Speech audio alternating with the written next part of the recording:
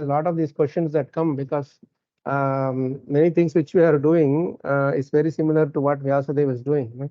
Has done before Bhagavatam. So it helps reading it and putting it in context, where we are and how to understand. Because there are certain things which, Prabhupada in his purports also will give certain perspective, and we have to understand it from where he is coming from. Only then we will be what you call we will apply them in the right way. So let's read this last two paragraphs which we should be reading. Before that, let's read chant the verse once. Anybody would like to chant the verse? I think once we finish this purport, we will move to the next one. So can somebody read this verse? Recite this verse. Shall I read, Prabhuji? Please.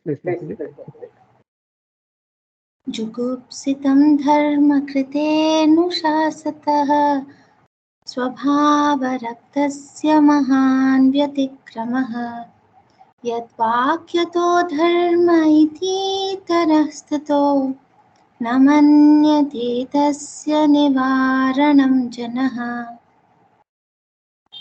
Translation.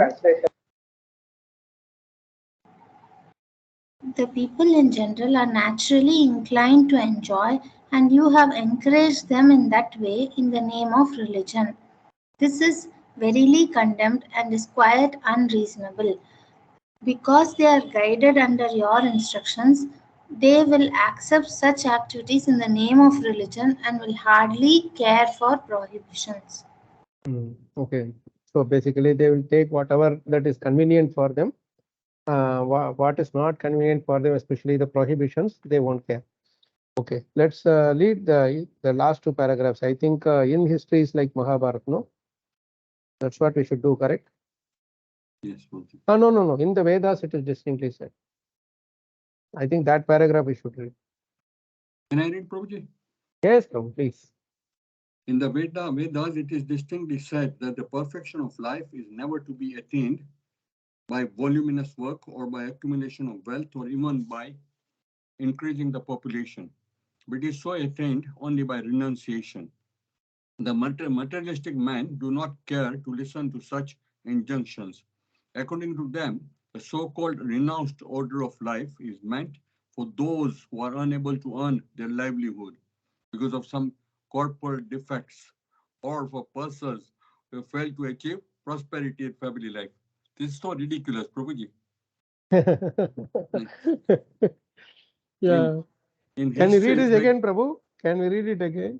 Yeah, let me read it again. In the Vedas, it is distinctly said that the perfection of life is never to be attained either by voluminous work or by accumulation of wealth or even by increasing the population, but it is so attained only by renunciation. The materialistic men do not care to listen to such injunctions. According to them, the so-called renounced order of life is meant for those who are unable to earn their livelihood because of some corporal defects, corporeal defects, persons who have failed to achieve prosperity in family life. This is so ridiculous. Yeah, this is. I mean, this is how the trend is set. The way people have been made to understand is that if you are very expert in managing big your enterprise, whatever family and all that, then you are a successful man in this world. But if you show traces of renunciation, then there is always this doubt. People have this doubt that hey, there is going to be something wrong in this person. That is why he is taken to this path. If he was perfectly all right, then he would have followed all the prosperity and everything. You will be working on that. Even Sudama was ridiculed like that when he didn't have any prosperity, right? So people always make fun of or ridicule or insult those who have left. Even Avanti Brahmana, when he left everything and took to sannyas, He was called all names. People were telling that, hey, he was kicked out by his own family. That's why he's acting like a fake sannyasi. He's showing off his things of renunciation. So that is always there. People tend to have this corporeal defects, means any physical defect or mental defect, or psychologically they are not up to the thing, so they take it up like that. What do you call? It is trend is being set, but you see, especially when it came to devotional service, and especially in our society, Prabhupada made sure that we don't use devotional service as an excuse or as an alternative for our inability to prosper in material life. Whether you prosper in material life or don't prosper in material life, both are at the end of the day same. Right? It's of no use. You may be, even if you are 100% successful in our material life, is also a failure. Because at the end of the day, we are not going to carry anything. And after we leave also, nobody is going to remember. Right? If you see in the tradition of all histories, let's take this as a sample thing. Let's take in the tradition of all the histories, American history, European history, British history, Indian history, Vedic history, everything you take. Who are remembered the most for the longest period of time? If you ask American people itself, like what all great things you remember about Washington, who is the first president, how many of them will know that he is the first president? Or how many of them will carry some good thing about them? Right? Their own lands, they struggled all their life. They were the most, what do you call, the most prominent people in their thing. But they were not remembered for long. Gandhi also you take, yes, he's there in all the notebooks, sorry, all the rupees notes. How many of us look at him? We only look at the number printed in the notes, isn't it? Right? Yeah, Washington is also printed in all their dollars, US dollars. But nobody looks at his face. They look at the number that is printed there. So on the other hand, you go to a temple, anybody, by knowingly or unknowingly, they offer their obeisance to Prabhupada. Or Chaitanya Mahaprabhu, or any other acharyas in the long history of our bhakti cult. Even jnanis are respected, even those who are renounced. Those who are renounced are the ones who are respected the most, really. But we don't understand that. In the short term thing we are talking about, we are like a horse, this what they call, they have the vision, no, that blurred, that narrowed down vision we are looking at. Those who renounced, when they achieve something material, they are respected more. So even to take, for example, someone like Abdul Kalam Azad, he's a renowned scientist, for president and all that. Right? He was well known for his thing. Do you find any single controversy in him? No. He's in fact from basic Islam religion, but he loved Bhagavad Gita so much. He came to IIT Chennai, I think IIT Madras, and he gave a speech. At the end of the speech, he said to the dean or over there that such a beautiful hall you have. Only thing that it will make it even more beautiful is if you put a picture of Krishna instructing Bhagavad Gita to Arjuna, it will make this hall even more beautiful. Beautiful. And he plays Veena in his free time. He reads Bhagavad Gita, And when he left, he had 4-5 pairs of pant shirt and some pajamas or whatever. And I remember after I left my college in the Tana University, in that campus, he was actually there for some years. He was there, and he stayed in a very humble house alone. And he died a brahmachari. He never got married. Now the same thing, you take someone like Nehru. He is the first prime minister, whatever. But while dying, people told him that before you die, you please give the control to someone else. Right? You give you give your prime ministership to someone else. He said, no, I don't want to give. Please wait till I die. Just what is the difference? Prabhupada used to quote this in his lectures. What is the difference? If you die now, I mean, you are after leaving prime ministership, what is the difference? No, when I am prime minister and I'm dying, they will give me all procession and respect and everything, and they will burn me in sandalwood. Man, whether we are burnt in sandalwood or firewood, the burning thing is the same. Only others will get the fragrance. You will not get a bit of that fragrance also. You are gone finally already. No, and you see how much of controversy. He literally destroyed the country in the beginning itself. Even now, the fight is because of his idiotic decisions that he had taken. Everybody knows. Even within Congress, everybody knows. I'm not talking about politics, but it's a waste. How much energy is wasted in bordering security for the borders and all, with a very poor, and he claimed himself karma yogi. Prabhupada used to say he's not a karma yogi, he's a karmi. He can't even give up his position, and what to speak of thing. And compare this with Lal Bahadur Shastri or Abdul Kalam Azad, for example. They were much more renounced. When they asked Abdul Kalam Azad, he said that, what is your last wish? What is your wish? Last wish? He said, I should leave my body when I am giving lecture to children, the students. And that's exactly what happened. He was just going and giving a speech and about to give the speech, and he just fell flat. Instant anayasana maranam. It just happened.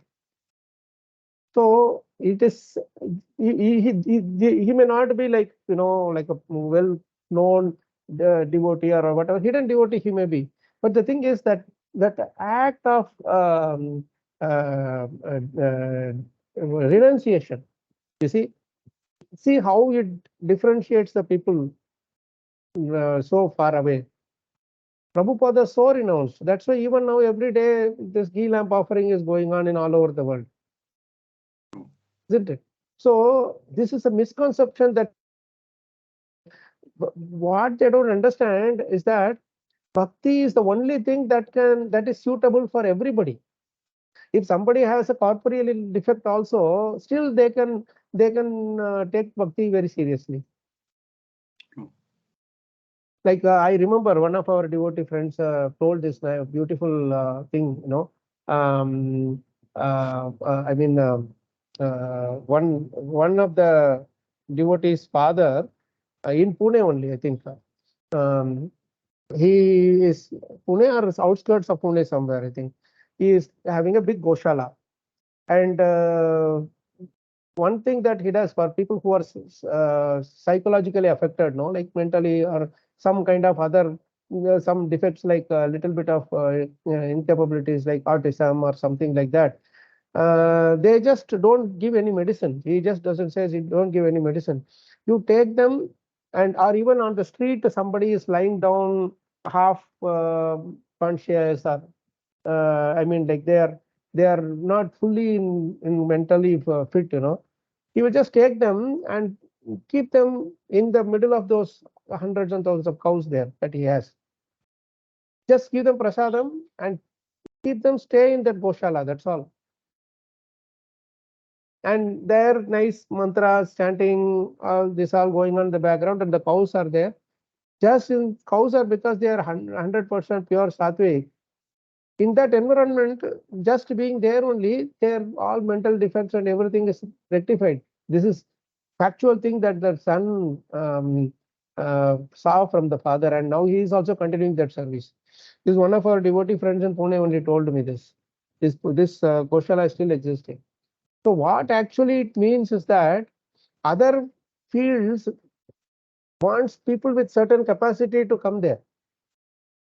But bhakti is the only field where without any qualification you go. There is no qualification needed.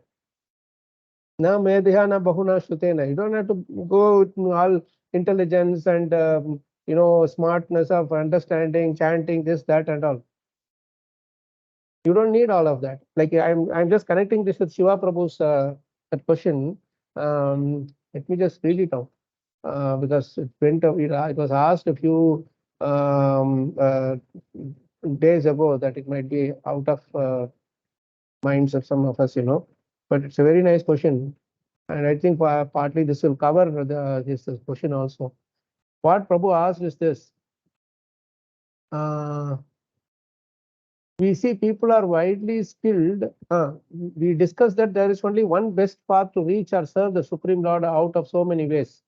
But we see people are widely skilled in different engagement levels, intelligent, some ignorant, some wealthy, some not wealthy, with different possible capacities. So the question is, how should everyone follow this one best path? Should everyone practice exactly the same, or they are allowed different flavors of devotion? What is allowable and what is not allowable?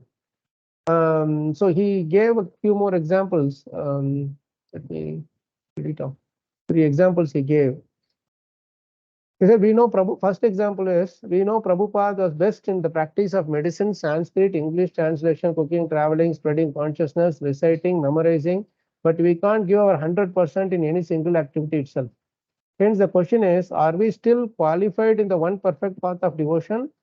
And are we still eligible to be permanently situated in the service of the Lord? Are we still eligible if you don't have these qualifications? That's his question. Either you don't have all the qualifications, you have only one, or you don't have anything also. Are we eligible to be situated in the service of the Lord? Then the next example he gives is some people can't read, write, understand what is being discussed in the book, but assume they are worth cleaning the floors only, but they are always interested to do some service of their capacity. To those poor people stand a chance to get permanent service in the Lord's abode. And then the third example that he gives is, of course, of one of our devotees, his own sister and brother-in-law, who were in Chennai for many years. When we used to do Bhagavatam discussions, they would spend a lot of time in that. They would participate in it. But now they have left Chennai and gone to their hometown. They are doing farming now, fully into farming in their home, their father's ancestry property. So they are situated. He left his IT job and everything, but they are doing really nice there. However, they don't have enough time to study Bhagavatam. They have only time to chant because there are so many things, cows, the fields, and so many things to take care. So how to understand this?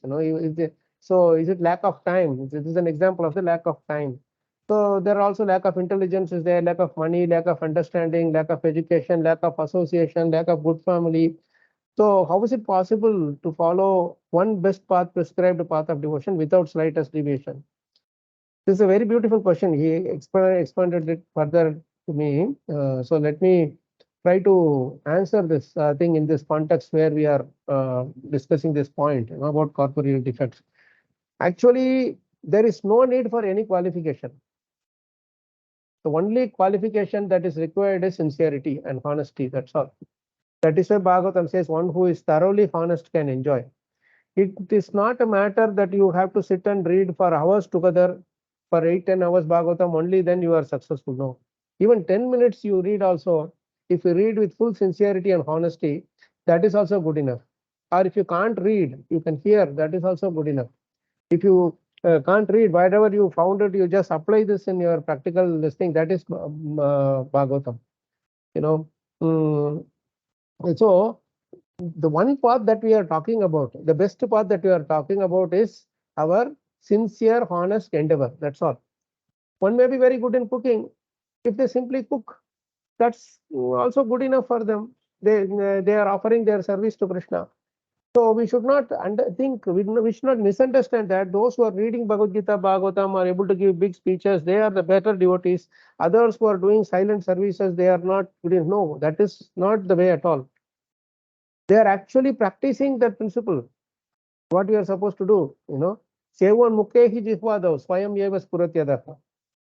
Pakistan Saraswati Thakur's best example we know, when that one scholar came and asked for some questions and doubts, he told him to meet his disciple, and the disciple was doing service.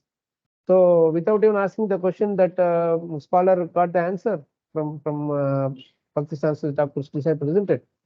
So it should not be that we get more into a scholarly Pandit kind of a mode in reading. When we are hearing, reading, Shravanam, Kirtanam, Smaranam, that this discussion also we do, this is all to improve our devotional attitude towards Krishna. Our eagerness to endeavor more and more to serve Krishna. So that one path which we are talking about is that sincere, honest approach. That's what we are talking about. It can be in reading Prabhupada's books. It can be in the book distribution. It can be in cooking. It can be in doing duty service, or it can be in your professional work also. In our professional work also, my Guru Maharaj used to say that if you do your work immaculately well, then that is actually different, non-different from your devotional service. It's actually devotional service. You would say, love your work as you would love Krishna. This is how he would insist us. So the it's not that whatever defects that may be there in us, all of us have some defects. There's nobody who is completely free of defects. Everybody has defects, right? Those defects and all becomes completely null and void the moment we touch Krishna, get in touch with Krishna. The moment our life is connected with Krishna consciousness, in line with Krishna, and that's all we should understand.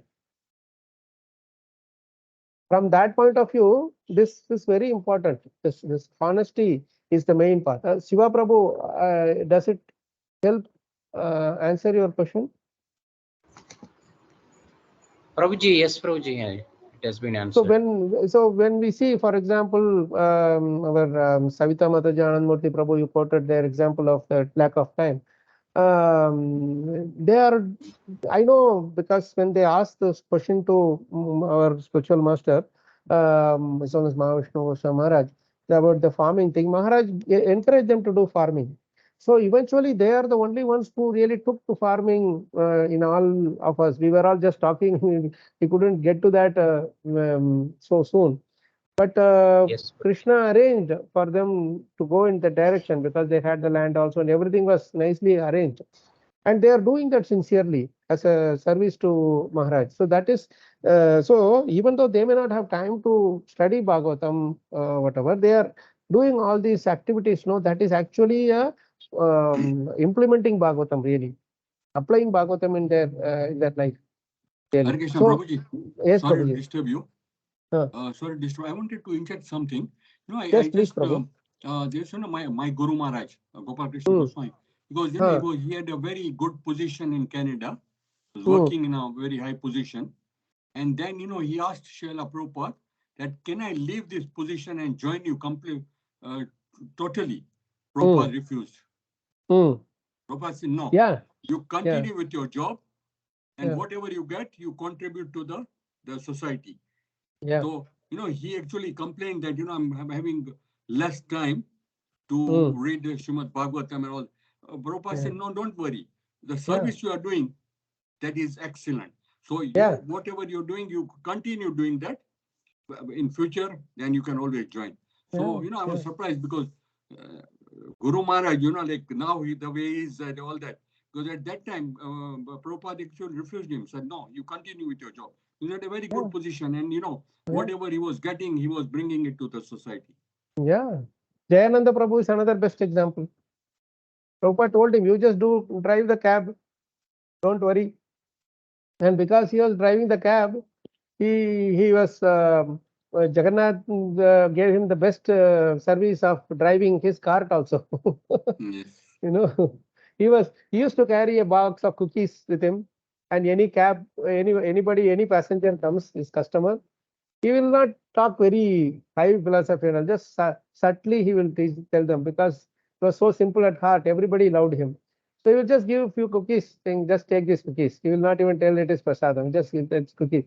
And no wonder next week or 2 weeks later, they will just come and be part of the group where there is Hare Krishna chanting, whatever. And oftentimes he will be under the cart fixing some screws, or inside the kitchen cooking something completely with dirty dress and everything. But nobody knew that what he is doing. But he will be there for Mangalarti, and then he will just keep going around in this cab drive. And first 2-3 years, it was only on his income the entire our centers ran.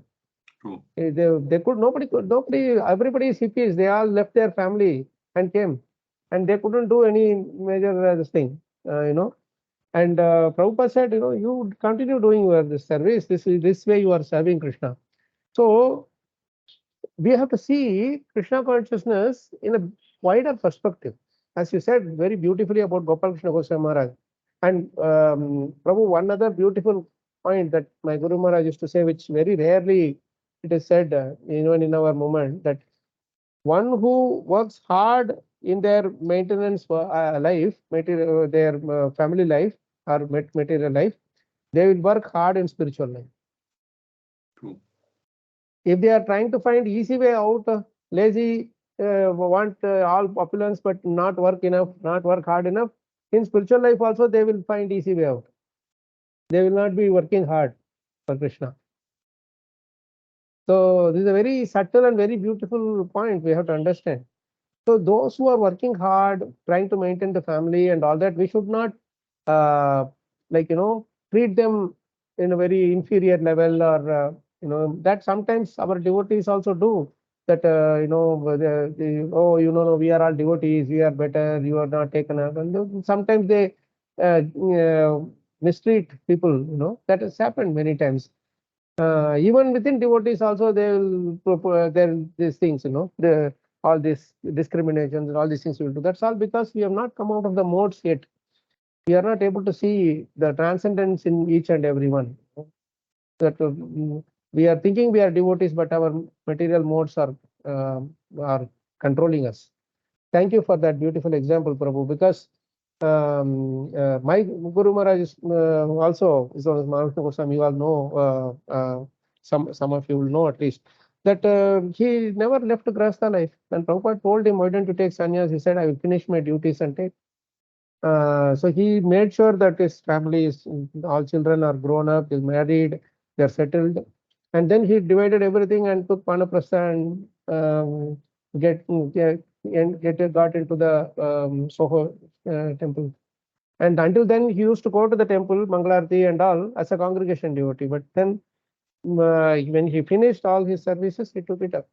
Then that's why he could empathize with the grahasthas of these days.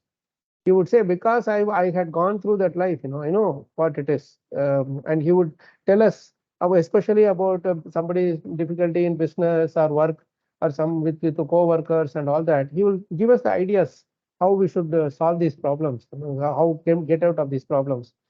So this is how we should never say, this is wrong, that is wrong. We should see only those which are knowingly, they are deliberately, they are doing this. Like Narada Muni is chastising Vyasadeva because there is deliberate expansions of the ideas.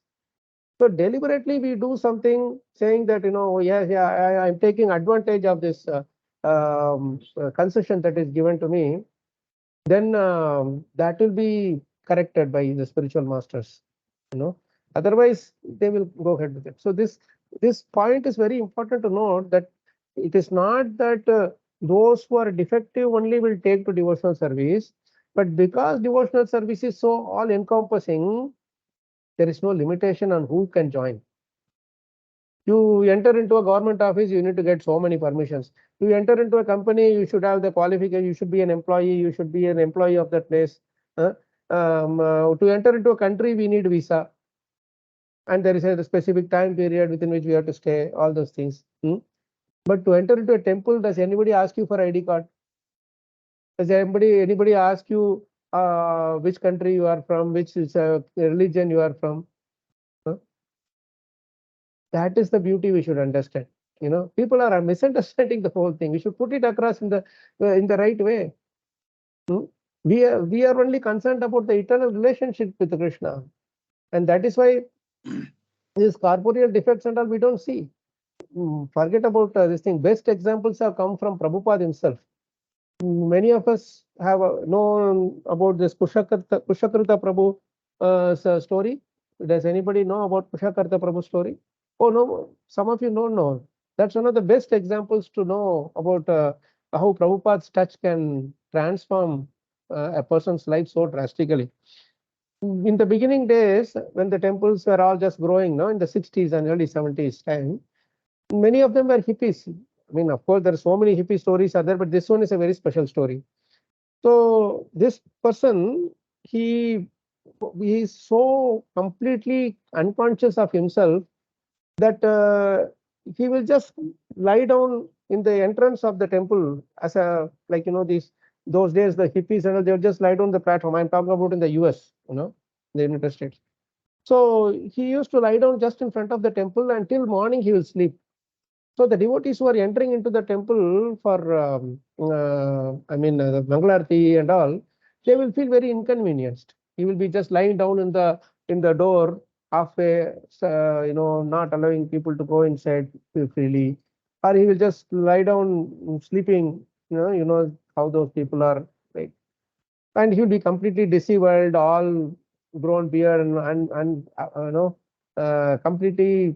How should I say, like, no proper dressing, nothing, just all dirty dresses, no, haven't taken bath for months, years, months together. So such a person, the devotees were all seeing, and they said, they went and complained to Prabhupada that Prabhupada, they named him Crazy Peter. His name is Peter. They called him Crazy Peter. So this Crazy Peter, they say this Crazy Peter is troubling us, is a big nuisance to our temple and all that. So they went and complained to Prabhupada. Prabhupada, this Crazy Peter is very annoying. He's creating nuisance for us. Prabhupada said, why can't you tolerate? Why don't you tolerate? Don't forget that some months or years ago, you were also like that. No, I pulled you all out. So then once when Prabhupada was coming, you were sitting there in the doorstep, Crazy Peter. And Prabhupada just touched his head, and he was just lovingly touching his hand, and just and told him, "Don't worry, boy, everything will be all right." And slowly, who was sitting in the door, he would wake up, and half asleep, he would just hear Mangalarti inside the sitting and hearing Mangalarti. Then slowly he started getting up and standing, and then after some days he started going inside and doing some service little here and there. Then he shaved his beard and shaved his head, and became a full-time devotee in the temple. And Prabhupada initiated him as Kalacakra Das. And time went on, he started doing book distribution, everything. He became completely like, how glowing the full-time devotees are. And then, you won't believe it, he was the first devotee in ISKCON to translate the Bengali Chaitanya Bhagavat into English. His book is still available. Imagine someone who was in that state to learn Bengali, to learn Sanskrit, and translate it into English. And he was diagnosed with cancer or some health issues, and then he left his body, I think in the late 90s or early 2000s, I don't know, but he left his body in Vrindavan. He stayed in Vrindavan for the rest of his life. He had corporeal defect, whatever, if you want to see it that way. But what transformation happened because of the touch of bhakti, because of the touch of a pure Acharya? Yes. Right? So this is how we should see that nothing is lacking in devotional service. In fact, if something is lacking also, that will be filled up by devotional service. That will be completely covered by devotional service.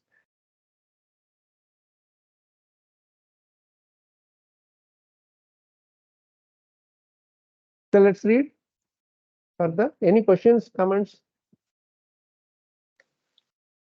I'm reading from here.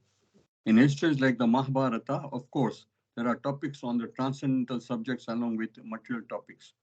The Bhagavad Gita is there in the Mahabharata. The whole idea of Mahabharata culminates in the ultimate instructions of Bhagavad Gita, and that one should relinquish all other engagements and should engage oneself solely and fully in surrendering to the lotus feet of Sri Krishna. But men with materialistic tendencies are more attracted to the politics, economics, and philanthropic activities mentioned in the Mahabharata than to the principal topic, namely the Bhagavad Gita. This compromising spirit of Vyasadeva is directly condemned by Narada, who advises him to directly proclaim that the prime necessity of human life is to realize one's eternal relation with the Lord and thus surrender unto him without delay.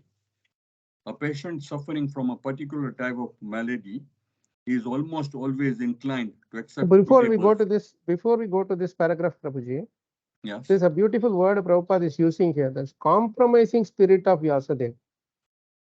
This is what we should be very careful about. We don't compromise on the principles of bhakti. Okay, but at the same time, we are encouraging everybody to start off within their capacity.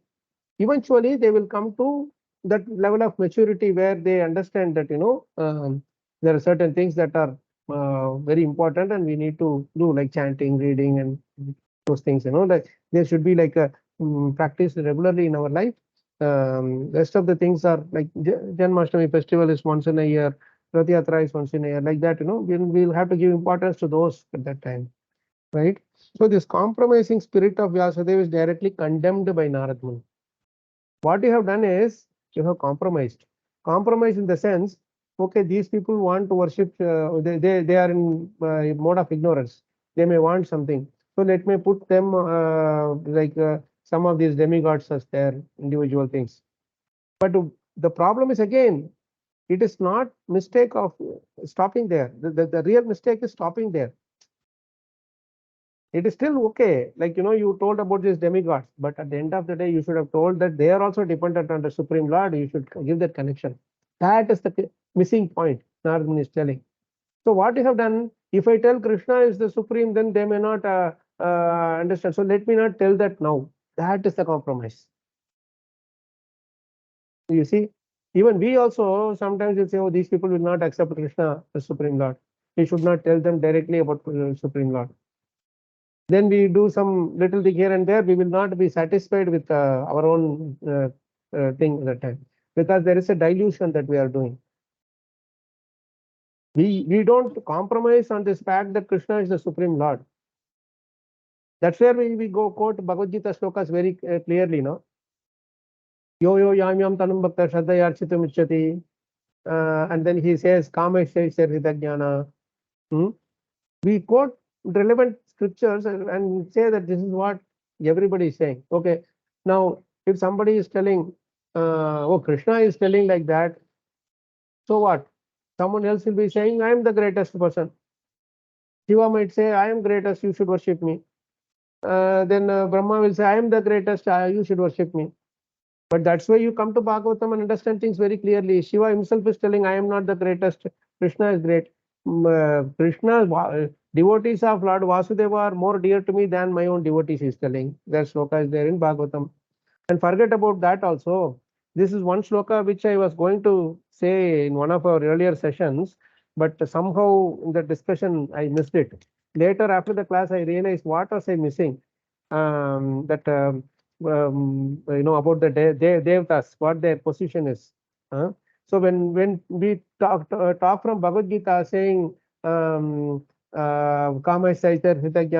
Hritajnana Prapadyante Anya Devata, then Yajante Avidi Purvakam, all those things we say. Then say, oh no, Bhagavad Gita is saying like this, you go to other scriptures and etc. But the beauty is, let's accept that. Okay, Bhagavad Gita you don't want to accept. Let's see if it is Krishna is telling about other devatas, right? So you unless you accept Krishna as the supreme, you will not accept this statement. Okay, for those who are not yet accepted Krishna as the supreme, but they are accepting their own devatas as supreme, for them, how can we prove this point, right? So this is very important. And 6:9:22 to take this. This is the beautiful verse, and this verse is spoken as a prayer by the devatas themselves, along with Brahma. Can somebody read this verse? Can I read, Prabhu? Please go ahead, Prabhu. Avismitam tam paripurna kamam svaneva labhena samam prashantam विनोपसर्पत्य परं हि बालिशः श्वालङ्गुलेनातितीर्ति सिन्धुम् Shvalangulena Atiti Tarti Sindhum. श्वालाङ्गुलेनातितीर्तिर Atiti Tarti Sindhum. सिन्धुम्. Nice exercise for the jaws, Prabhu, for our cheeks and jaws. Yes, Prabhu. That's why when you recite these shlokas, no, your cheeks become rosy and you become very, I mean, devotees' cheeks looks very rosy and very chubby, because of this. There are a lot of these tongue twisters will be there, and they're very good for our Shvalangulena Atiti Tarti Sindhu. Atiti Tarti. Taran means crossing, Atiti means this is crossing the bridge, basically, crossing the ocean, basically. Sindhu. So let's read the translation. Translation. Free from all material conception of existence and never wonder-struck by anything, the Lord is always jubilant and fully satisfied by his own spiritual perfection. He has no material designation and therefore he is steady and unattached. The Supreme Personality of Godhead is the only shelter of everyone. Anyone desiring to be protected by others is certainly a grateful who desires to cross the sea by holding a tail of a dog. So this is spoken by the Devatas. You may say, I don't believe in Krishna's word, but Devatas themselves are telling about themselves, then who can deny? This is where we need Bhagavad Gita is supported by Bhagavatam, right? It is like you are crossing the ocean by holding the tail of a dog. How it is possible? It will go for 50 meters and then come back. It will look like it is crossing, but it will go only for maximum 50-100 meters and then come back. So that is how when people who have taken shelter of us, Devatas are telling, people who have taken shelter of us, it's like those who have taken shelter of a dog's tail and wanting to cross the ocean of samsara. How honest they are here. This is actually a prayer to Krishna. That's why, see what all qualities they are saying. You are free of material all conceptions of material existence. You are never wonderstruck by anything. Like Devatas will not be wonderstruck by seeing us. They will not care if some Bill Gates or some Warren Buffett are there, and you people are like just ants in front of us. We will be saying, oh, he's become billionaire, some Elon Musk, this, that, and all. But for them, all this auto car and all is nothing. Elon Musk is inventing some auto-driven car. They are already running it for many, many millions of pages. They don't have drive. It just goes without fuel. It is running, and not only that, it is running in the road. It is running in the sky. Here, Elon Musk will find only that it runs in the road. It can go anywhere and everywhere. So they are not Doesn't wonderstruck even by need a that. fuel. Yeah, doesn't even need the fuel. Doesn't even need the fuel. They are not wonderstruck by what is happening in the earth, but we are wonderstruck because we don't know what is happening there. At the same time, those Devatas will be wonderstruck by what's happening in Satyaloka because they have not experienced that. This is even much higher, more subtle. And those who are in Satyaloka will be even more wonderstruck to see what is happening in the spiritual world. Right? But those who are in the spiritual world will never be wonderstruck with anything because they know the highest sophistication is over there. So Krishna is there. He is not wonderstruck by seeing anything, right? So this is very insignificant for them. That is the next quality. And then he is always jubilant, always happy, joyful, and fully satisfied by his own spiritual perfection. Svenaiva labhena. So this paripurna kamam, he doesn't have any desires that is left to be fulfilled. All these qualities are unique monopoly of Krishna. When Devatas are glorifying Krishna in these qualities, they are not having those qualities. Right? They are not. I mean, these qualities thing. No. So who was saying? Was that Shiva? Oh, Shiva. People in spirituals will be wonderstruck by our stupidity. Yes, that's true. What is not there, we have that. So they are wonderstruck by our attachment to such lowly, insignificant things. So as Chanchalpati Prabhu rightly gave a beautiful example. You are attached to these YouTubes and this and that. You get attracted to all that stuff. So very, very insignificant and very, what do you call, tuchha, basically. So this is how we should understand. These Shastras help us become steady in our consciousness, right? For us to understand that Krishna is the supreme and there is no one beyond that, these are all Shastric statements that help us. Now, this statement is not spoken by Prabhu, by Krishna, this 6:9:22, right? Told by the demigods only about themselves. And Shiva also says similar thing about himself and Brahma and all in his prayers. So why don't we see that? That is why Bhagavatam says only thoroughly honest people can stick to this path. We don't come with any baggage. Okay, I am Shiva devotee. I want to know what is told about Shiva in Bhagavatam. I am Ganesh devotee. I want to know what is said about Ganesh. I am okay. Everybody's thing will be there. Doesn't matter. You come, even if some places Shiva looks like Shiva is being like in the Mohini Avatar Rupa and all these things. If he is put in a real challenging situation, still you love it. Why you love it? Because Shiva himself is loving it. Shiva himself enjoys being controlled by Krishna in that way. You see, Brahma himself is controlled. Brahma himself enjoys being used like an instrument or a toy by Krishna in the Brahma Vimohan Leela. So what is our problem? They themselves enjoy, right? So this is how, with a thorough honesty, when we approach, everything becomes crystal clear in front of us. There is no doubt, but Prabhu, it is like this, but Prabhu, it is like that. No, none of those things matter to us. Everything is crystal clear. Okay, so this compromising thing is what we were talking about. So we don't compromise anything. We say that, yes, see, you are in a position where you cannot understand this, but I cannot compromise this for you. But I can give it in a way which will be appealing to you. Like in the sense, you do this first, then you will come slowly, you will realize what I meant. Even Jesus Christ the soul told the same thing to those people, his followers in Christianity.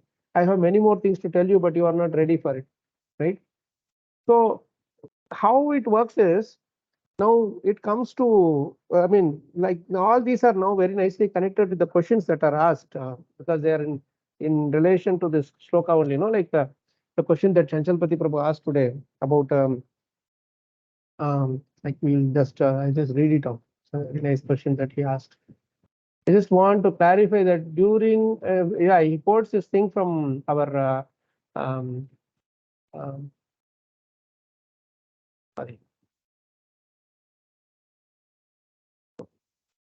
Purport is, under the circumstances, one should never be encouraged in making a plan for sense enjoyment in the name of religious functions. Such diversion of the human energy results in a misguided civilization.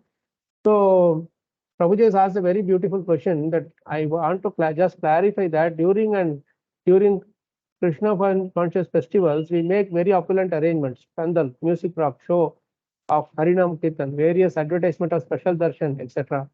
Is it not like a plan for sense enjoying in the name of religious function? Are we not gradually getting slightly deviated from the real mood of celebration? Prabhuji, just sharing magic here. So this is very beautiful question, because in a few days from now, all of us will be engaged in all these services, right? So I mean, I will share one. I think I shared this point last week or week to last week, that even in Abu Dhabi many years ago in 2002, when we went, we had a similar experience with our Guru Maharaj.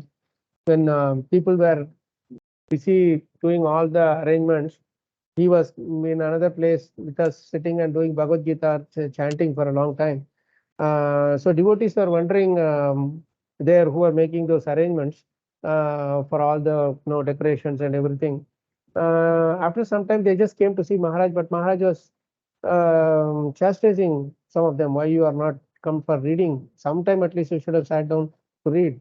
It's not that the whole day we are spending only in running around and all that, And see, we have to approach this in a holistic perspective. Maharaj, while he was chastising us, at the same time, he was happy when the Lord is glorified very nicely.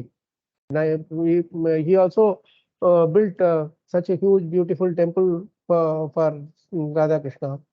And he also always encouraged that temple should be there.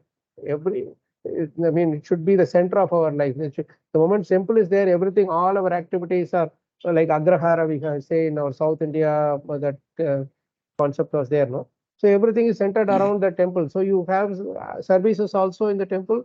You have your own household things also taken care, and everything is nicely arranged. So that is a very important thing. Also, Maharaj used to appreciate that. Like even you see His Holiness Gopal Krishna Goswami Maharaj, so many temples get opened, and wherever there are temples, he is very good at temple management. Just looking at the temple, he will tell how much will be the monthly cost expenses that will happen here. When he came to Rajkot for 2 days, he just looked at the temple and he said, well, you will have at least minimum 20 to 30 lakhs expense per month. He just told, just like that, it will be 20 to 30 lakhs minimum expense will be there. And we thought, man, we don't even have 5 lakhs in our account. How are you going to take this much amount? And to our surprise, the moment the temple is open, Lakshmi keep coming from different sources. People give 10 rupees, 20 rupees also. That is also adding on. Of course, it may not match to the actual this thing, but somehow squeezing here, squeezing there, it is still going on, So Maharaj used to say that, once you build the temple, it's a glorification of Krishna. From then on, Krishna will take over. You see how in Pune, Hyderabad, Delhi, Bombay, everywhere, the temples just run. Krishna deities are taking it on their own. We think that we are collecting Lakshmi. But even after some time we leave also, still the Lakshmi keeps coming, still service keeps coming. How it happens? No? So the point is we should see very holistically. When Maharaj was asked a similar question, that Maharaj, if you are stressing so much on studying Bhagavatam, Bhagavad Gita, studying Prabhupada's books and chanting, so why should we even spend time building such huge temples and so many maintenance things, so many meetings and committees and this and that, everything has to be kept to that. So Maharaj said something very interesting. See, for us, for ourselves, we don't need all these things. For us, we are very happy with holy names and Bhagavatam, Bhagavad Gita. That is enough for us. But we also have a responsibility to the general mass of the general mass of people.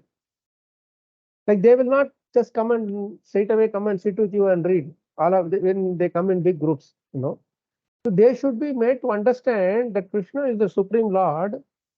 So in order to make them understand Krishna is the Supreme Lord, you cannot keep one small deity of Krishna in a corner in a forest and say he is our Supreme Lord. They will say, if he is your Supreme Lord, why are you keeping him? I think you are not even serving him properly. No, that is like Sanatana Goswami's level of understanding. That can be different. But for general mass of people, they need to see, hey, something very Aishwarya, opulence should be there for them to understand his greatness. So to invite them all to come and take his darshan, you need a good place, nice opulent place, very traditionally built, and nice seva, nice kirtan. Only there they will come to hear the kirtan and say, hey, it's so nicely they are doing. That appreciation is their starting point in devotional service, right? So what you would say is that you are doing Janmashtami once a year, you are doing Gaur Purnima once a year, or Rath Yatra once a year. You don't have to spend your entire life, entire year in the thing. So you would say your management has to be really pakka. Your administration has to be really pakka, that with very minimal time spent in management, everything is running smoothly. That is why he would say that a manager is not enough to set inspiration. They should be good leaders. What will a good leader do? Prabhupada himself says that he will not simply manage the administration and go away. He will be sitting there in the Bhagavatam class every day in the temple. And he will give opportunity to everybody. He will make sure that everybody is engaged in the service, right? So these services, what it does is, they actually keep our senses under control. Since we are not completely out of the material modes, our mind is, we focus on Bhagavatam. If you are able to sit and read the entire 24 hours Bhagavatam on a Janmashtami day without drinking, eating, and sleeping, that's best, well and good. But none of us can do. Then what to speak of the general mass? You see, in any temple you go, Janmashtami means ISKCON, isn't it? Prasadam means ISKCON. Even now, you see, even big celebrities or even the very poor people, whatever, they will all want to come at least take the darshan of the Lord once at least in our temples on Janmashtami day. Yes or no? Right? In our Chennai temple, we know our Hari Prasad Prabhu is shaking his head. On Janmashtami day and 2 days before and after, we know that there will be queue standing for 3-4 kilometers long queue. Maintaining the queue and the parking lot and thing itself is that's a big huge service. We all know, even small temples also, there's so much crowd that comes. Delhi temple, Bombay temple, don't even think about it. For years together, that is, this is like place to go for Janmashtami. At least that one day people are coming, right? That is the service we are doing to many of them, to hear the kirtans, to think. But then we should not get into this mood that today I will not chant, I don't have time for chanting, today I don't have time for reading Bhagavatam, I am right from morning to night, I have to be busy with service. That is wrong. Because we know, we appreciate reading, we appreciate. So that's why in those days, Prabhupada would do entire day reading Krishna book on Janmashtami, right from morning to night, and fasting. There was not much service those days. There were only devotees who were coming. General mass were not coming. So in New Vrindavan, Prabhupada said, today is Janmashtami, let's start reading Krishna. They thought after 1 hour they can go and rest after the morning Bhagavatam class. So morning Krishna book was one chapter is over. Then after finishing one chapter, Prabhupada said, Jai Shri Shri Radha Vrindavan Chandra ki Jai, Jai Srila Prabhupada ki Jai. Everybody was like shouting, thinking that that's the last, then we'll finish and go. So now chapter 2. Then somebody started reading chapter 2. Then they finished. And then Jai Prabhupada ki Jai. Prabhupada said chapter 3.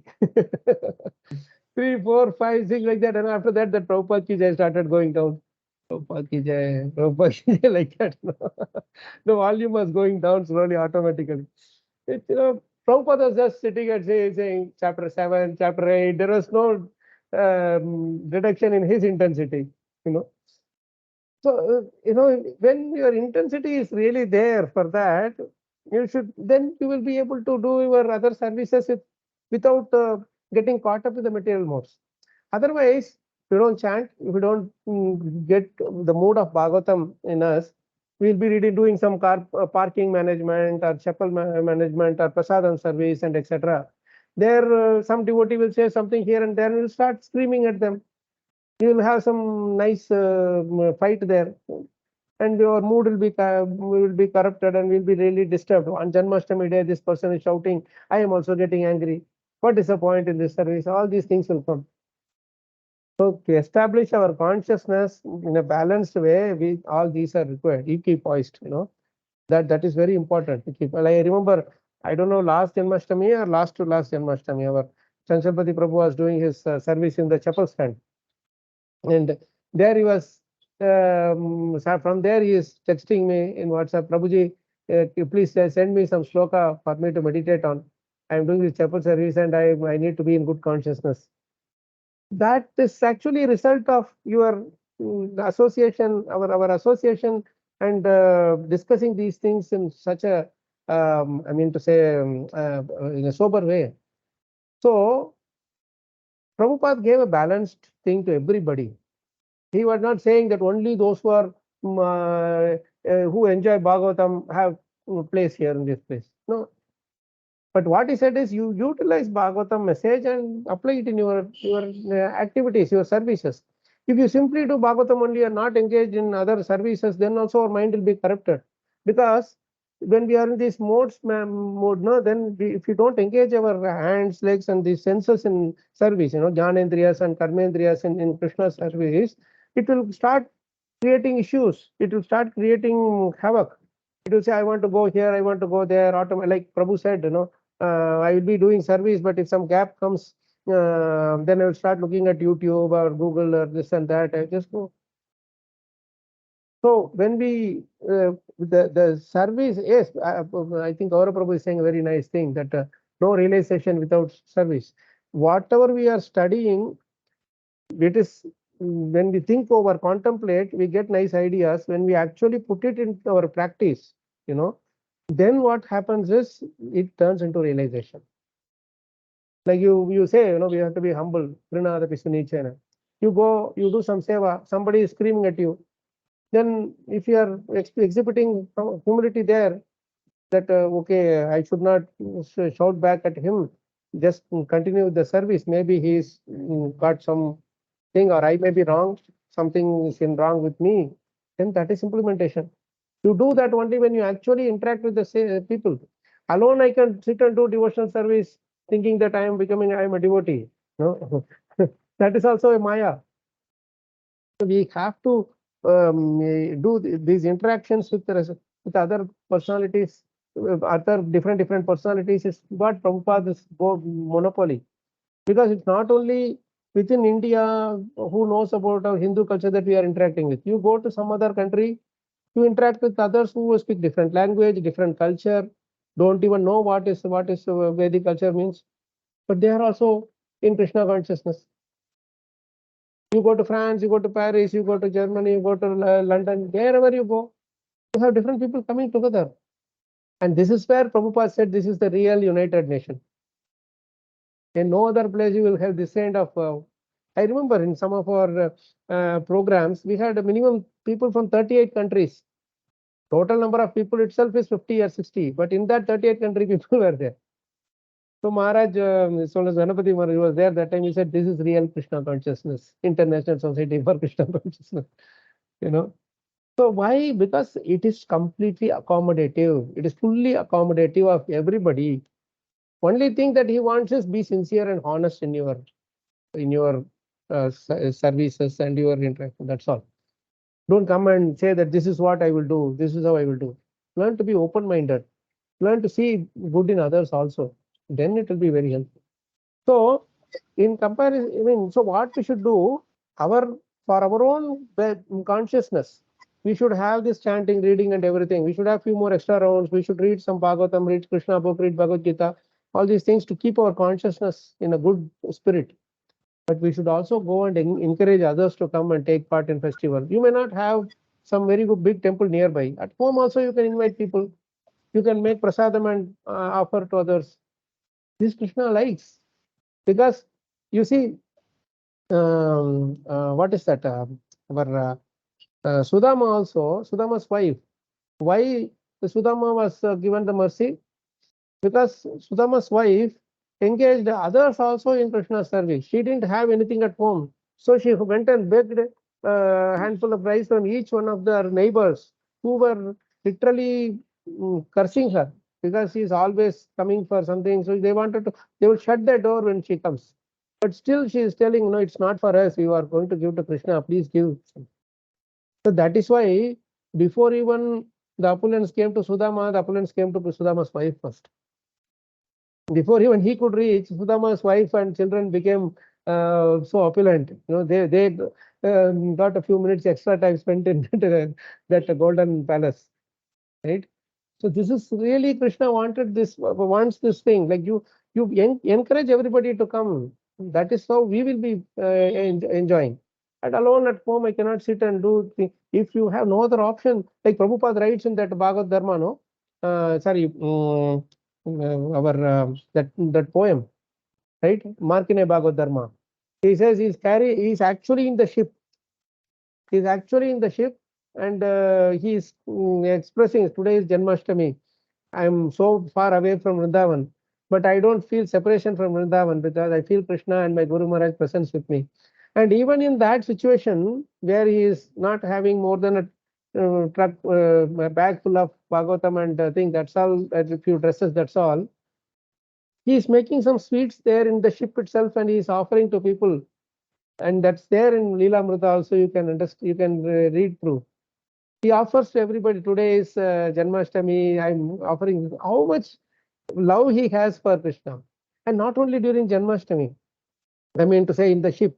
Even when he was alone in the before going to the west, he was alone in Radha Damodar temple. Alone he would chant Nandagera Nanda Bayo Jai Kanaya Lalaki, Hati Gode Palki, Jai Kanaya Lalaki. He would sing alone, he would dance there in front of Radha Damodar. And he would make sweets and give to whoever is coming. This is a natural exhibition of our love for Krishna, not that I have to have this all these ideas that hey, I have to become a bigger devotee, this, that, and this. It's just a natural love. Like how Nanda Maharaj distributed for when Krishna was born. He was distributing so big opulent function that he did. This is how we should do. What's wrong? What's the problem? I'm not fighting, competing with Bhaktivedanta Manor is doing 2 lakh people are coming. Our temple only 20 people are coming. No, it doesn't matter for Krishna. Hanuman and Skuril are equally the same. Only the Bhakti Bhav is what he is looking at. Right? So, from this perspective, there is a nice purport that is there, which I want to show. Like Prabhu asked this question, it's a very genuine question that we should be very careful not to get deviated. That is why we are talking about whether we are doing all these activities as a deviation. Actually, it's like walking on a sharp blade. Surasya Dara, Nishita Durateya. So this we can get deviated if we are not ourselves fixed in our consciousness. And that fixing comes by our absorption in this holy names and Nama Rupa Guna Leela in the form of Bhagavad Gita and Bhagavatam. Once you are fixed, then you can find beautiful ways by which you can engage everybody in some seva or other. So that is where Krishna is inspiring you with services, right? So from that perspective, I want to share one important quote of Prabhupada.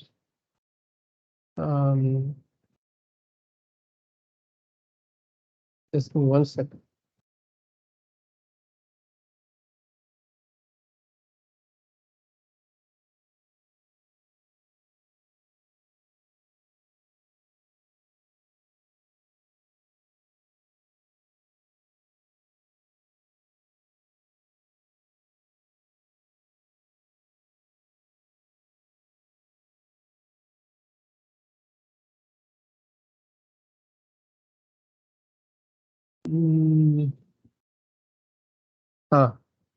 We are there right next in the very next verse itself. I was searching for where it is. It is right in the purport of the very next verse itself, 1:5:16. I don't have to go anywhere else. I remember this particular word and I tried it, and then it's we are little bit jumping ahead, but because this is a very nice corollary to this point, we have to be fixed in our consciousness of this thing, and then to attract people's way, what we should do. This is the thing. Please come to the middle somewhere.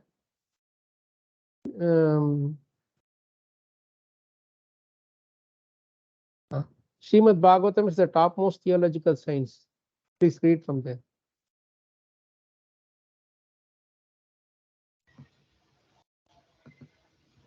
Srimad Bhagavatam is the topmost theological science, and therefore it can react on the layman as medical doses, because it contains the transcendental activities of the Lord. There is no difference between the Lord and the literature. The literature is a factual literary incarnation of the Lord. So the layman can hear the narration of the activities of the Lord. Thereby, they are able to associate with the Lord and thus gradually become purified from material diseases. So see, this hearing Bhagavatam is they are able to associate with the Lord.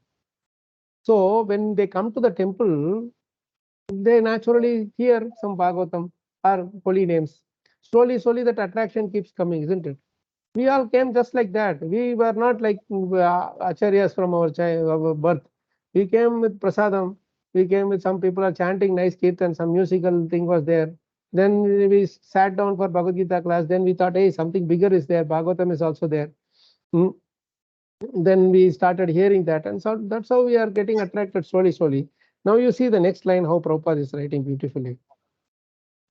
The expert devotees can also discover novel ways and means to convert the non-devotees in terms of their particular time and circumstance.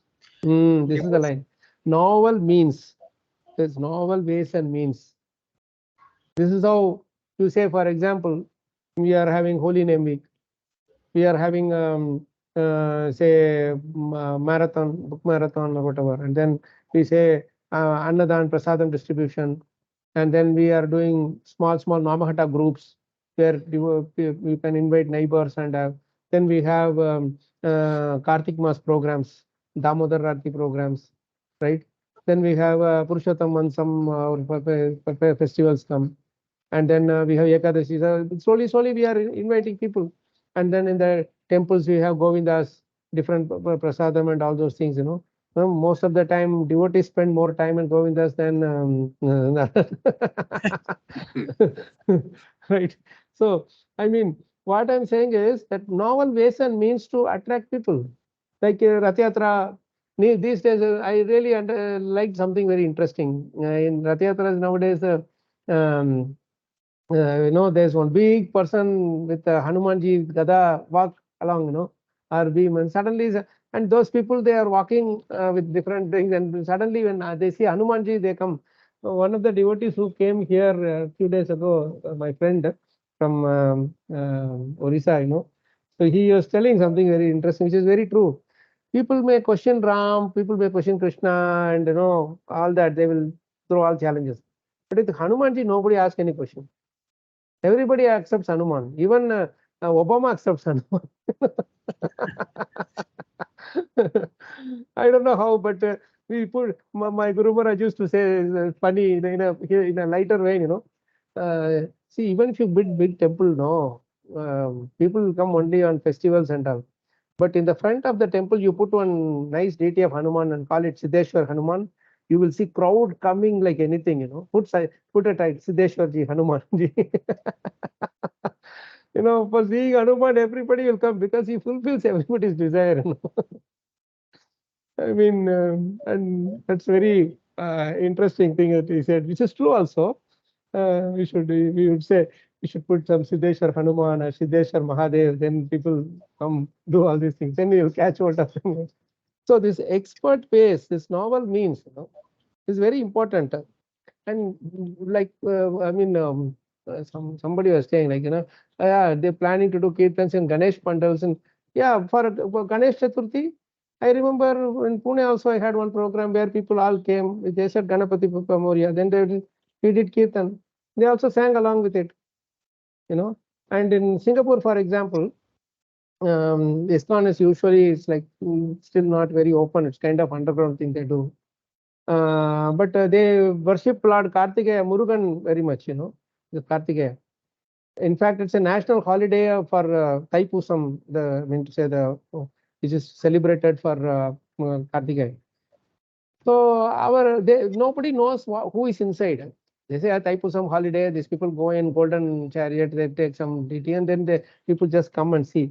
So our people went and they did Hare Krishna Mahamantra. Everybody, even those Muruga Bhaktas also were chanting Hare Krishna Mantra. This is the best Rath we had. And then our people did nice book distribution and everything, and then came back. Nobody knew. Nobody knew what is happening there. But everything was so nicely done, and there was not a single penny our people have to spend, So we have to run our own Rath Yatra, so much has to be spent. But they are doing the temple, the Murugan temple they are doing. Our people went and did book distribution, prasadam distribution, collected some Lakshmi and came back. came back. So this is all novel ways, and Prabhupada, see how he is writing, inject into the dull brain, something that he will say here very nicely. See, read that thing now. The expert devotees. The expert devotees also can discover novel ways and means to convert the non-devotees in terms of particular time and circumstance. Particular time and circumstance. This is very important. This is what our devotees, they take advantage of these lines of Prabhupada. Only thing is, we should not deviate in the name of that. That is where we should be very careful, and that's where chanting Bhagavatam, Bhagavad Gita comes to our rescue. Association of devotees and discussions like these, it keeps us grounded. Tomorrow you go and open something, then so many people will come, then they will say, oh, thank you so much, you did this, that, etc. Then we will think that, hey, I am the doer. That so Bhagavatam saves us from that mood. Chanting and this introspective as devotee association saves us from that mood. Right? So read the next line, Prabhu, which is very beautiful.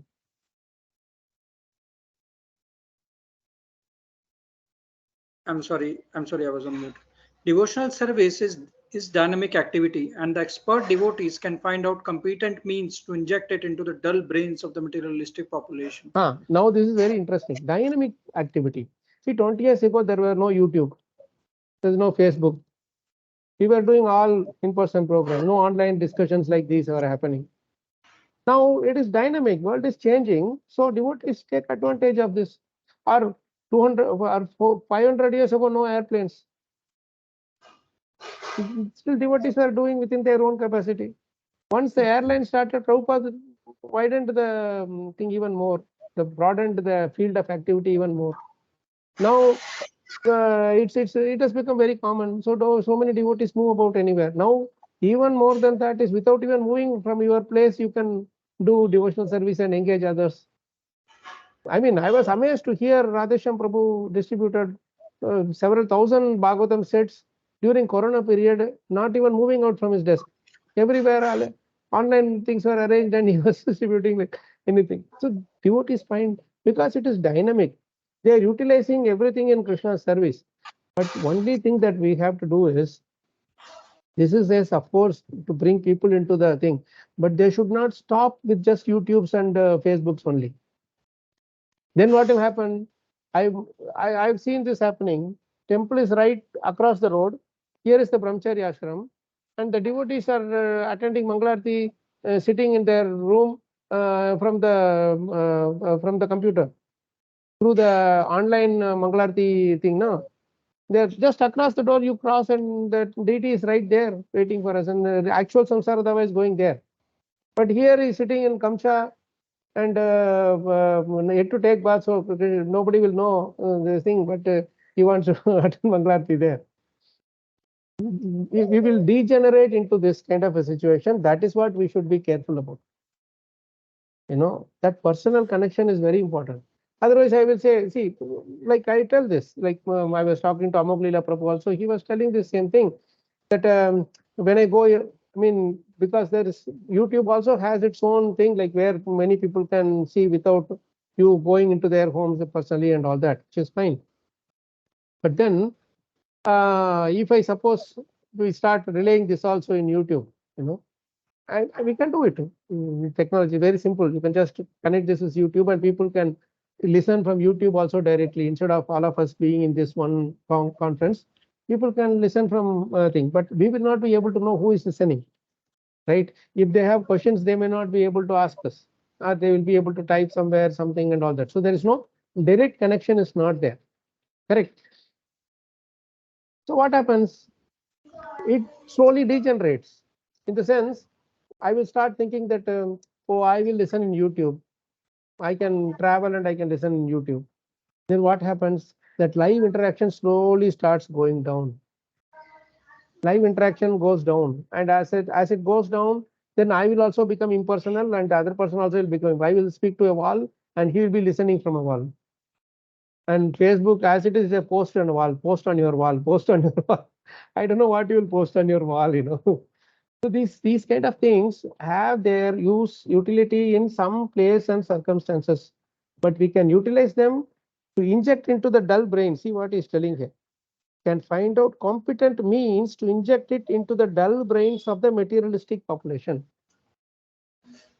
Somehow you inject it. This Krishna consciousness is an intravenous injection.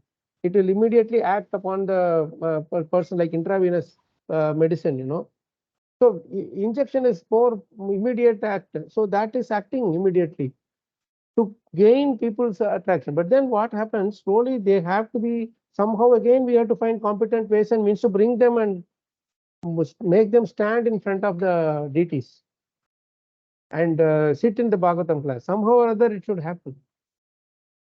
Otherwise, what will happen? When you see, suppose you come to the temple, you will come in Vaishnava dress. You will not get deviated. I cannot mute, I cannot switch off my video there. Maybe somebody will find a mechanism to switch on and off video, even being in the temples also, in the in live person also in the future, we don't know. But I mean to say, it will not be there. This it is good in one way that I am having some sound in the back end, so I am switching it my mic off so that others are not disturbed. That is one way of understanding. But what happens in the I think is I will not have Vaishnava Tilak. I will not have any of these other things that needs to be followed. And slowly, our austerity also goes down. This is the thing we have to be very careful about. You see, while one side is somehow or other I am connecting, but we have come beyond that stage to a point where we have to follow these things. We have to, I may sleep late, but I have to do Mangalarti. If not at 6 o'clock, at least let somehow later we have to do something, some kind of austerity we should do. This is all self-discipline that we are bringing in our life to progress further in our love for Krishna, exhibiting our love for Krishna. Without ourselves having that love, how can I take the people to the next stage?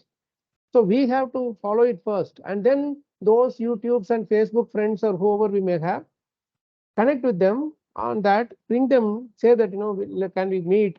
They show some interest, go to the local temple, connect to this devotee. Hear from, say, Bhagavad Gita, there are some programs happening nearby. So like this, when we use our intelligence to bring others, to inject in the intravenous injection into the dull brains of others, then this works. Without this, the novel ways and means will deviate us from the main path. That is the main problem. So we have to be very careful.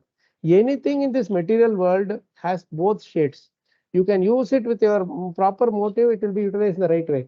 If you don't use it in the right way, then it can be deviating yourself also and others also. Like Chancel Patgur rightly said, you are going there to watch YouTube class, but in between there are some advertisements, something coming and all that. So we want to go there, we want to go here. And I'm seeing that our attention span is so low. I'm including myself in it. You can't watch more than 3 to 4 minutes in that YouTube also. Immediately we think, oh, I should go something else. Or I push forward. No, this chanting of verses, Radha Madhav and I'll just skip, come forward. Or he's speaking, he's reading purport, come forward. We keep on forwarding that indicator, isn't it? And we say, oh, after some time, we just say close the thing and go. Whatever it shows that the million views or whatever, how many of them would have heard the full thing? But if you are in the actual class, can you fast forward the speaker?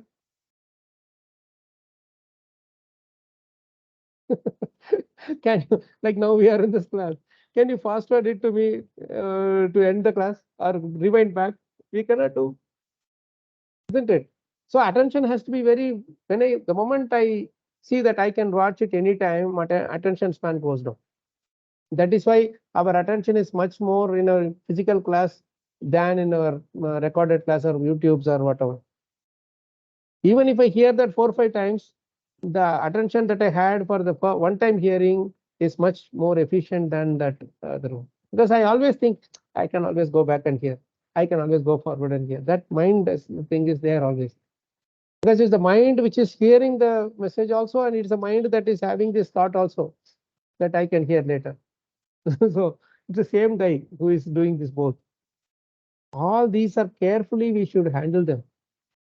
At the same time, we have a responsibility to see people where they are and give them. You cheat them and somehow or other give them medicine. Tell them that this is yes, this is seat only. Just take. Then they'll slowly come. So we'll complete this purport, Prabhu. devotional service and dynamic activity after that statement. Such transcendental activities of the devotees for the service of the Lord can bring a new order of life to the foolish society of materialistic men. Lord So Shri this is Chaitanya transcendental activity. Finding out novel ways and means and really feeling compassion for others and bringing them to Krishna is a transcendental activity. When we are not touched, we are not affected by that same thing. That's more important. Yes.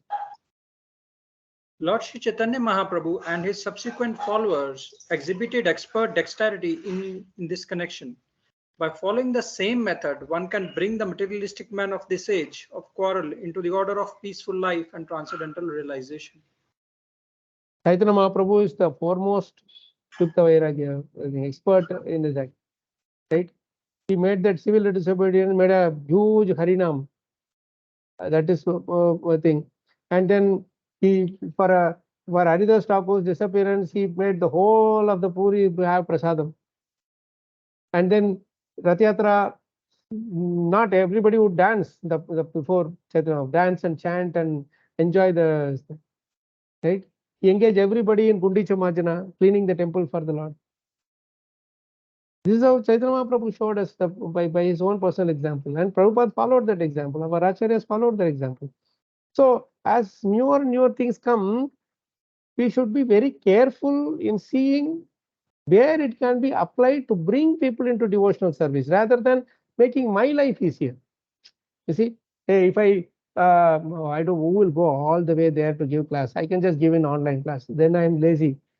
I may speak Bhagavatam, but it will not get injected into the others because my brain itself is dull. I have not injected it into myself yet, right? So this is all some of the things, and unfortunately, we also see that while we are talking about Janmashtami festivals and all that, slowly you see the Shravanam thing is coming down, right? How many times you see people coming for Bhagavatam and sitting there in the morning, but people are sitting for Kirtans, they're very busy, they're going around for all other things, and now they are celebrating the Janmashtami festival everywhere, even in around here also they do. But you see, there's a nice way to attract people for drama and all, but pravachan is only 10 minutes, 20 minutes, not more than that. People are not, they don't listen to pravachan, Prabhu. Let's have drama, people will be enjoying. Let's have kirtan, people will enjoy. We ourselves lose faith in Shravanam, I mean to say Bhagavatam thing. Then how will you expect the others to have respect and taste for it? This is where we should be very careful in not getting degenerated into that mood. I know nowhere I see Bhagavatam going on. No, everywhere there is like, always like drama, and I remember in one of the programs, big rain came. People were so upset that their drama could not happen, but they were not bothered that the Bhagavatam also didn't happen. That was a like real funny thing that happened, It should never be like that. Never compromise on this part, but always also give that leeway that yes, people need. Gaurav Prabhu, sorry, you had a raise your hands. Unfortunately, Chanchalpati Prabhu is one who triggered the question. He is answering many questions in his office to the customers. So we will anyway. If he has further questions, he will ask in the group. So on his behalf, we can hear from others, of course. Yes, Gaurav Prabhu.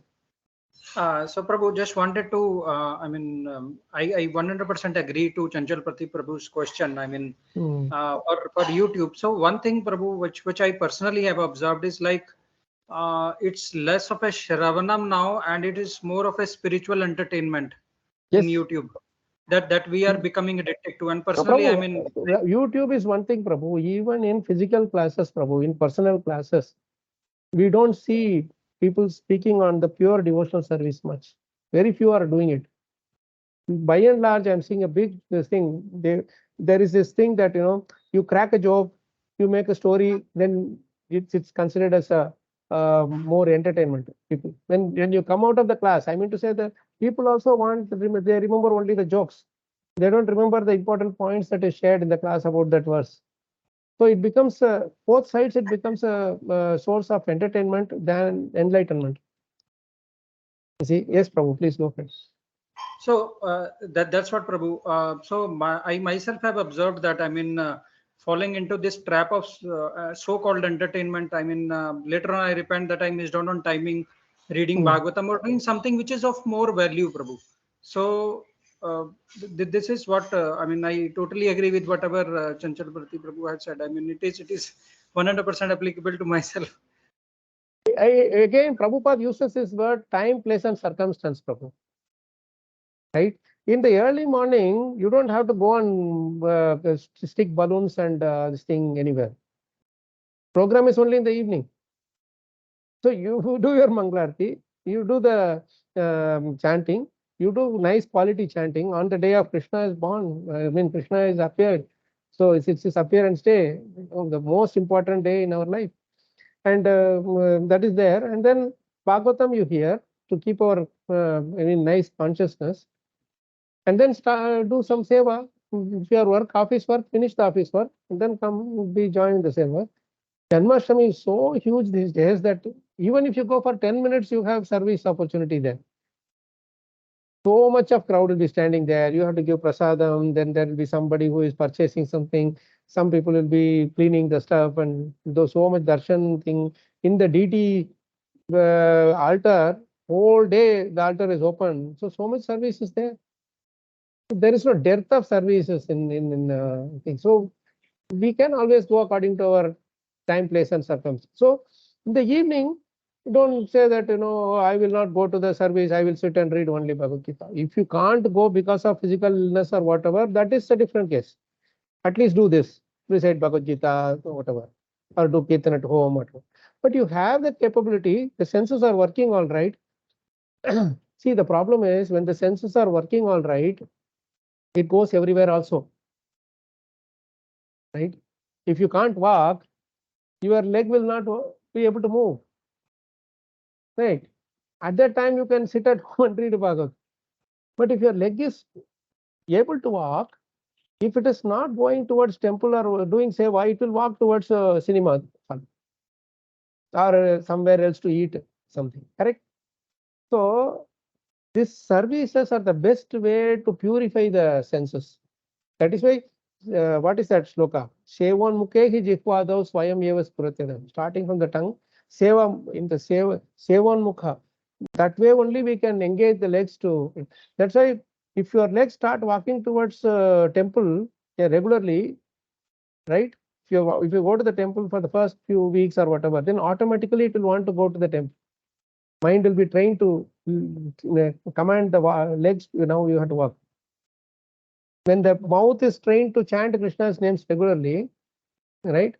Then automatically it will start chanting the moment we get up. We have to chant our rounds, right? So that which is really you get the taste, then we'll give priority to it. That's how it works. So very good point.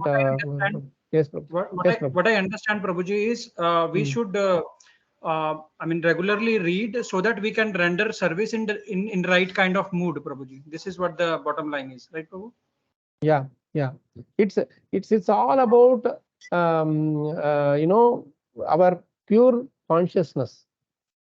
One is how much we want to please Krishna. Another is, I mean, that how much you want to please Krishna by yourself engage in Krishna consciousness and also trying to help others come to Krishna consciousness. That's why Narada Muni said, Tvamma padabrashruta vishrutam vibho. Then nivaranam tasya janaha. Na manyate tasya nivaranam janaha. He said, I don't see anything other than the coming to devotional service. Right? So we are making devotees or we are making people, the general mass, getting association of Krishna in the different forms, TT form, holy names form, Bhagavatam form, Prasadam form, association form, service form. All these are actually forms of Krishna in which we are getting them associated. That's all we are trying to do.